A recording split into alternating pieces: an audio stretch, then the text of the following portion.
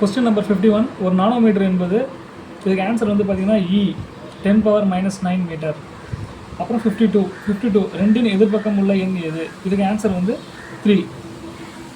அப்புறம் 53 தீயணைப்பானில் பயன்படுத்தப்படும் வாயு எது? Carbon di oxide CO2. 54 முதலமைச்சரின் விரிவான காப்பீட்டு திட்டத்தின் மூலம் குடும்பம் ஒன்றுக்கு ஆண்டுக்கு எவ்வளவு காப்பீடு வழங்கப்படுகிறது? இதுக்கு வந்து ஆன்சர் வந்து பார்த்திங்கன்னா ஆப்ஷன் A 5 லட்சம். 55 தமிழ்நாடு போராடும் தமிழ்நாடு வெல்லும் இவ்வரிகள் யாருடையது? இது வந்து ஆன்சர் வந்து கலைஞர் கருணாநிதி அவர்கள் தான். 56 இன்று புதன்கிழமை எனில் 61 நாட்கள் கழித்து என்ன கிழமை வரும்? அதுக்கு ஆன்சர் வந்து பார்த்திங்கன்னா திங்கட்கிழமை வரும்.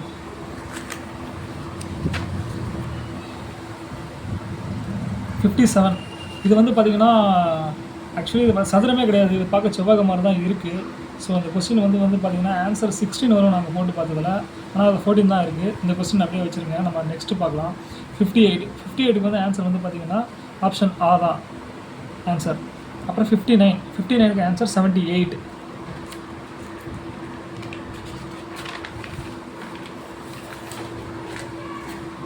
மின் விளக்கை கண்டுபிடித்தவர் யாருன்னு கேட்டிங்கன்னா தாமஸ் ஆல்வா எடிசன், அவர் தான் கண்டுபிடிச்சார்.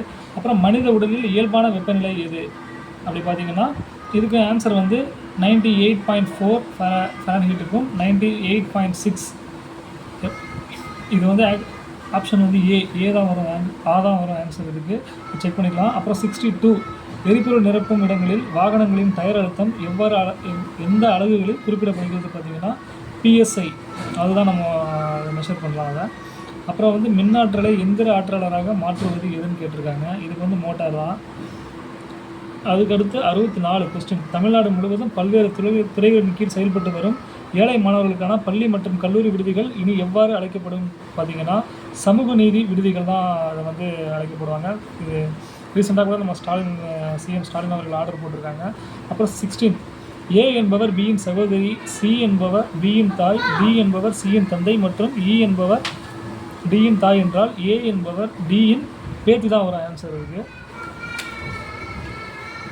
அடுத்து 66 ஜாதியையும் நிறத்தையும் பார்த்து மனிதன் தாழ்வுபடுத்துவது பெருங்கொடுமை என கூறியவர் யாருன்னு கேட்டிங்கன்னா இது பாரதியார் தான்.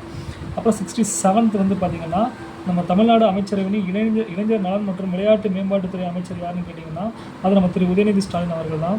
அதுக்கடுத்து ஒரு சம் இது 68 மாத வருமானம் 40,000 பெறும் ஒருவர் ஒவ்வொரு மாதமும் 6,000 சேமிப்பு செய்கிறார் எனில் அவருடைய மாத சேமிப்பு சதவீதம் என்ன பார்த்தீங்கன்னா 50% தான் வரும். ஆப்ஷன் E இதுக்கு ஆப்ஷன்.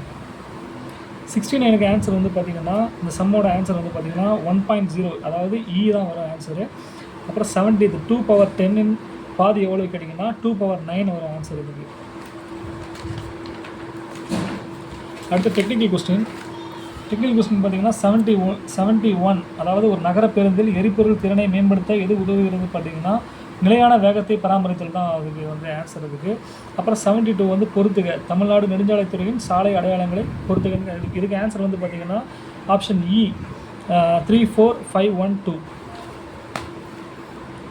இதுக்கடுத்து 73 வந்து நிர்ணயிக்கப்பட்ட வேக வரம்பை மீறினால் ஏற்படும் சட்டப்பூர்வ விளைவு என்ன பார்த்தீங்கன்னா இதுக்கு ஆப்ஷன் மேற்கூறிய அனைத்தும் எல்லாமே தான் வரும். இதுக்கு பின்வரும் அடையாளம் எதை குறிக்கிறது பார்த்தீங்கன்னா இதுக்கு வந்து பார்த்திங்கன்னா ஆன்சர் வழிவிடுங்கள்.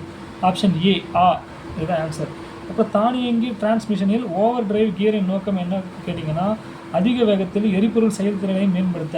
ஆப்ஷன் A 76 பின்வருவற்றில் எது டிரான்ஸ்மிஷன் அமைப்பின் ஒரு பகுதியாக இல்லை அப்படி கேட்டிங்கன்னா ஸ்டியரிங் வீல்கள் தான் இதுக்கு டிரான்ஸ்மிஷன் அமைப்பில் ஒரு பகுதியாக இல்லைன்னு நம்ம ஆன்சர் இருக்குது.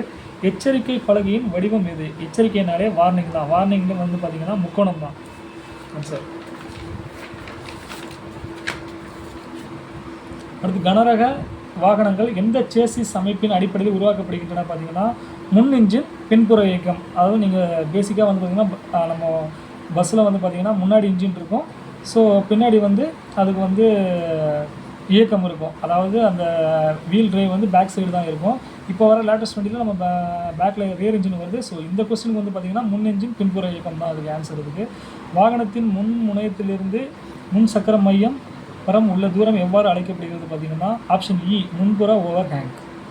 அப்புறம் 80 வாகன சட்டத்தின் முதன்மை செயல்பாடு எதுன்னு கேட்டிங்கன்னா கட்டமைப்பு ஆதரவை வழங்குதல். அப்புறம் 81க்கு ஆன்சர் வந்து பார்த்திங்கன்னா ஆப்ஷன் பி ஆ. அப்புறம் ஸ்டேரிங் வீலை ஸ்டேரிங் பாக்ஸுடன் இணைக்கும் தொகுப்பு எது பார்த்திங்கன்னா இதுக்கு ஆன்சர் பி தான். இதுக்கு ஸ்டேரிங் காலம். அப்புறம் 83 பிரேக்கிங் பெடலிலிருந்து பிரேக்கிங் இயந்திரத்திற்கு தேவையான விசையை அனுப்புவதற்கு பொறுப்பானது எதுன்னு பார்த்தீங்கன்னா பிரேக் திரவம். மாஸ்டர் சிலிண்டர்லேருந்து தான் அதுக்கு சப்ளை பண்ணுறாங்க. இருந்தாலும் இந்த கொஸ்டின் பார்த்துக்கலாம். 84 சஸ்பென்ஷன் அமைப்பில் உள்ள ஸ்டெப்லேசர் பாரின் செயல்பாடு என்ன? இதுக்கு வந்து ஆப்ஷன் ஏ மூலையில் திரும்பும்போது வாகனத்தின் சாய்வை குறைத்தல். 85 பெட்ரோல் இன்ஜினின் ஸ்பார்க் பிளக்குகளுக்கு உயர் அழுத்தம் வழங்கும் தொகுப்பு எது பார்த்தீங்கன்னா இக்னிஷன் காயில்.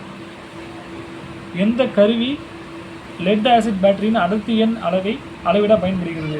இது வந்து ஹைட்ரோமீட்டர் தான். ஆப்ஷன் ஏ வந்து வோல்ட்மீட்டர் வந்து கரண்ட்டு. ஆப்ஷன் ஏ வோல்ட்மீட்டர் வந்து வோல்டேஜ் செக் பண்ணுறதுக்கு, அம்மீட்டர் வந்து கரண்ட்டு செக் பண்ணுறதுக்கு, தெர்மாமீட்டர் வந்து ஹீட்டு செக் பண்ணுறதுக்கு. ஆப்ஷன் டி தான் அதுக்கு ஆன்சர் இருக்குது.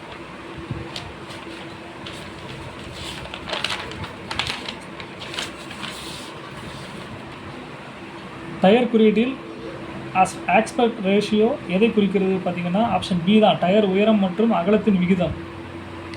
அப்புறம் 88 6x4 என்னென்னு பார்த்தீங்கன்னா 6 சக்கரங்கள் 4 இயக்கப்படும் சக்கரங்கள். Option A. 89 நிறுத்தப்பட்ட வாகனத்தை நகர்த்துவதற்கு முன் அதன் முதல் படி என்ன கேட்டிங்கன்னா மிரரை செக் பண்ணிக்கணும். ஃபஸ்ட்டு கண்ணாடிகள் மற்றும் மறைமுக பகுதிகளை சரிபார்க்கணும். 90 கடுமையான சர்வில் இறங்கும் பொழுது எந்த வகையான பிரேக்கிங் பரிந்துரைக்கப்படுகிறது? Engine break. டிஸ்க் பிரேக்கிங் அமைப்பில் பிரேக் பேடுகளை டிஸ்க் மீது அழுத்துவதற்கு பொருத்தமான கூறு எது? காலிபர். Answer option D. 92 எந்த முறையால் ஒரு வாகனத்தை பிரேக்குகள் இல்லாமல் மெதுவாக நிறுத்தலாம்? இன்ஜின் பிரேக்கிங் யூஸ் பண்ணி மெதுவாக நிறுத்தலாம். எந்த வகை பின் ஆக்சில் கனரக வாகனங்களுக்கு மிகவும் பொருத்தமானது? Fully floating axle. Option D. கனரக வாகனங்களில் சக்கர சமநிலைப்படுதல் எந்த செயல்பாட்டை வழங்குகிறது? இதுக்கு வந்து ஆப்ஷன் பி அதிர்வுகளை குறித்து மென்மையான இயக்கத்தை உறுதி செய்ய. 95 டியூப்லெஸ் டயர்களுக்கு டியூப் டயர்களை விட முக்கியமான நன்மை என்ன பார்த்தீங்கன்னா ஆப்ஷன் இ திடீர் காற்றழுத்த இழப்பு ஏற்படாமல் பாதுகாக்கிறது.